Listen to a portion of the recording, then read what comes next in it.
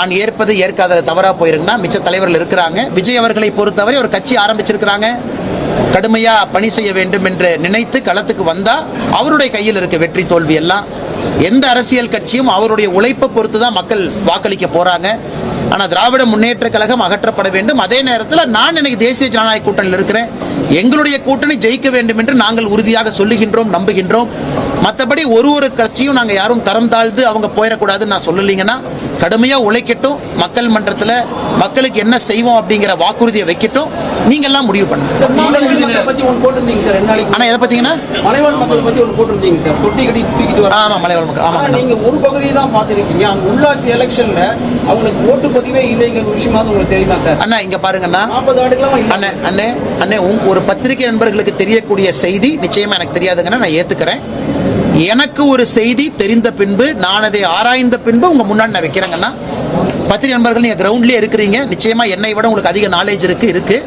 நீங்க சொல்வது இன்னும் அதிர்ச்சியளிப்பதாக இருக்குது அப்படின்னு நான் ஒரு பக்க செய்தியை பதிவு பண்ணியிருக்கேன். அப்ப நீங்க சொல்றத பார்த்தா அது இன்னும் அதிர்ச்சியளிப்பதாக தானே இருக்கு.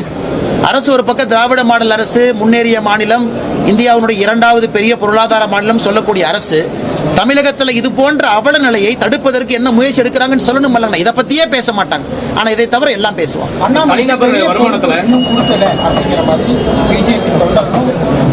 அண்ணே இதை விட பெரிய பொறுப்பு என்ன? நிம்மதியா இருக்கோம், தொண்டரா இருக்கிறோம், கட்சி கொடுக்கக்கூடிய வேலையை செய்யறோம். கட்சி புதிய தலைவர் வரணும், அவர்கள் முடிவு செய்வார்கள். இன்னைக்கு எல்லா இடத்துலயும் இருக்கிறோம். மாநில தலைவராக இருந்த பொழுதும் செய்த பணியை அப்படியே தான் செய்யறாங்கன்னா உங்களோட அப்படியே தான் இருக்கேன். பத்திரிகை மட்டும் வேணா தலைவர் இருக்காங்க, அவங்க பேசட்டும் அப்படிங்கறக்காக அதிகமா பத்திரிகை நண்பர்களை சந்திப்பதில்லை. தலைவர் அந்த கருத்து வைக்கட்டும் அப்படின்னு. மற்றபடி நான் செய்யக்கூடிய பணியில 1% கூட எங்கேயும் குறைச்சிக்கல இல்லைங்கண்ணா. கட்சி எப்பொழுது முடிவு பண்ணுதோ அவங்க கொடுக்கட்டுங்கண்ணா. தனிநபர் வருமானத்தை பொறுத்த வரைக்கும் இதை முடிச்சுட்டு வரங்க தலைவர், உங்க கேள்வி பதில் சொல்றேன். டிடிவி தினகரன் அவர் பத்திரிகையாளர் சந்திப்புல கூட்டணி ஆட்சி தான் அமையும், எல்லா கட்சிகளுக்கும் அமைச்சரவை இடம்பெறும். 2014-19 பாஜக யூனியன் கவர்மெண்ட் ஃபார்ம் பண்ணாலும் மெஜாரிட்டியா இருந்தாலுமே கூட்டணி இருந்த கட்சிகளுக்கு அமைச்சர் இடம் கொடுத்தாங்க. நான் ஏதாச்சும் பேசினா அதே போல நடக்கும். உங்களுக்கு தெரியும், நான் ஏதாச்சும் பேசினா தேவையில்லாம அது பஞ்சாயத்துல போய் முடிஞ்சிடும். ஆனால் நான் முதல்ல இருந்து நான் தெளிவா சொல்லிட்டு இருக்காங்கன்னா, எங்களுடைய தலைவர் சொன்னதை திரும்ப திரும்ப நான் சொல்றேன்.